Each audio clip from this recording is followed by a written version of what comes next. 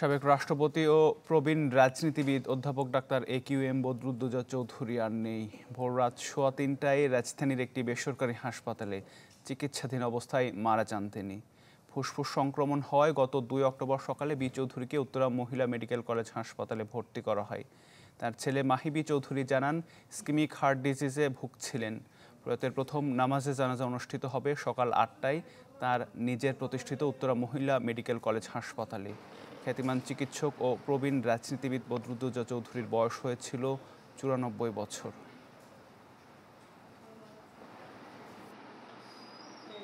পরশুদিন নিয়ে আসছি, তারপরে তখন ওনার হার্ট ফেল একটা অ্যাগ্রিগেট করেছিল, সেখান থেকে বাইল্যাটারাল পালমোনারি ইডিমা ছিল, লাংসের দুই দিকে পানি ছিল, এবং ওনার চিকিৎসা দেওয়ার ব্যাপারেও ডাক্তারদেরকে অনেক সতর্ক থাকতে হয়েছে, কেননা ইচ্ছার উপর আমরা সম্মান দেখিয়ে সেভাবে চিকিৎসকরা চিকিৎসা দিয়েছিলেন।